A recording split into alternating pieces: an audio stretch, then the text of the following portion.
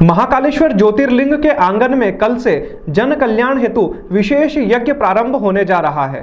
महाकालेश्वर ज्योतिर्लिंग के आंगन में कल से जन कल्याण के लिए सोमिष्टि, सुवृष्टि, अग्निष्टोम, सोम यज्ञ का आयोजन किया जाएगा। श्री महाकालेश्वर मंदिर प्रबंध समिति की ओर से 4 से 9 मई तक यह अनुष्ठान किया जाएगा। उत्तम वर्षा की कामना के साथ यह यज्ञ होगा। पूर्व में यह सोम याग सोमनाथ ज्योतिर्लिंग व ओमकारेश्वर ममलेश्वर ज्योतिर्लिंग में किया गया है। यह सोम यज्ञ सभी ज्योतिर्लिंगों के प्रांगण में किए जाएंगे। सोम याग के दर्शन और यज्ञशाला की परिक्रमा के लिए पथ बनाया गया है। श्रद्धालु इसकी परिक्रमा कर सकेंगे। सोम यज्ञ सोलापुर महाराष्ट्र के कसारवाड़ी बालुका बर्शी के विद्वान पंडित चैतन्य नारायण काले के मार्गदर्शन में किया जाएगा। पंडित काले के अनुसार सोम यज्ञ में चारों वेदों के विद्वानों के 4-4 के समूह में 16 ऋषित्व अर्थात ब्राह्मण होते हैं। हर ऋत्वित्व का कार्य व कर्म सुनिश्चित होता है। उन्हें देवता के रूप में मंत्र वरण होता है, क्योंकि यह सोम यज्ञ पहले देवता ही ऋत्विक कर्म करते हैं, उसका उन्हीं स्थान में मनुष्य रूप में देवतरण होता है। इस तरह इस सोम यज्ञ में 16 ऋत्विक के साथ एक अग्निहोत्री दीक्षित दंपति यजमान के रूप में समाज के प्रतिनिधि स्वरूप सम्मिलित होते हैं। शास्त्रों में वर्णित है कि सोम यज्ञ में अग्निहोत्री दीक्षित व्यक्ति ही यजमान के रूप में सम्मिलित हो सकते हैं। इसलिए अग्निहोत्री दीक्षित यजमान सोम यज्ञ को समाज के प्रत्येक व्यक्ति के प्रतिनिधि के स्वरूप में संकल्पित होकर करवाएंगे।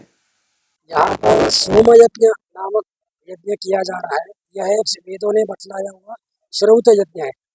ये 4 तारीख से 9 मई तक ये यज्ञ यहाँ पर होगा और ये यज्ञ में 20 ऋत्विज और अग्निहोत्री दंपति यहाँ पर कार्यरत कर्म में लिप्त रहेंगे।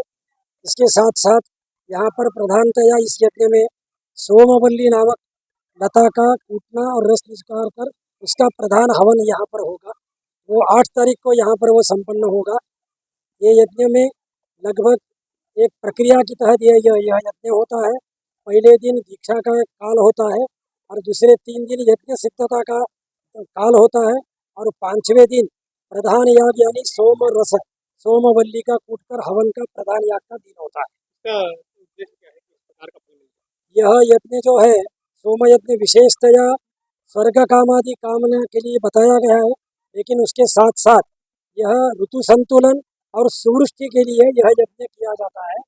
यह ज्योतिर्लिंगों में एक अभ्यास के तहत ज्योतिर्लिंगों में अगर इस तरह का सोम यज्ञ करने से अपने भारतवर्ष में पूरे वर्षा काल में 9 नक्षत्रों में सुवितरित सुवृष्टि होती है।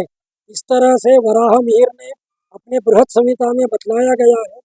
तो ये जो काल है, ये जो वसंत ऋतु यानी कि शरद ऋतु से लेकर नवरात्र से लेकर ये वसंत ऋतु खत्म होने तक ये जो काल है, ये वृष्टि गर्भधारणा का काल बतलाया गया है। इस काल में वृष्टि गर्भधारणा करती है और वर्षा ऋतु से लेकर वो दिवाली तक इसका प्रसव का वृष्टि प्रसव का काल बतलाया गया है। तो ये 195 दिन का काल होता है। तो आज जो संपन्न होगा 195 दिन के बाद इसका प्रसव काल उस बृहद संहिता में बतलाया।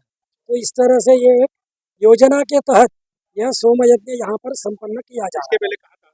यहाँ पर सोम यज्ञ 12 ज्योतिर्लिंगों में ओंकारेश्वर में पहले हो चुका है, जो 4 अप्रैल को शुरू हुआ था। उसके बाद में 19 अप्रैल को वो सोमनाथ में संपन्न कराया गया।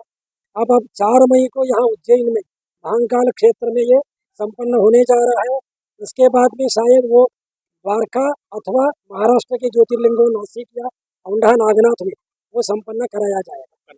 मेरा नाम चैतन्य गुरुजी काले, मैं कासरवाड़ी तालुका बार्शी जिला सोलापुर महाराष्ट्र से आया हूँ।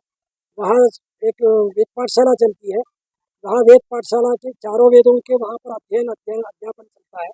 वहाँ से ही वो श्रौत के ज्ञाता जो ऋत्विज है वो यहाँ पर आकर यज्ञ संपन्न करा रहे हैं।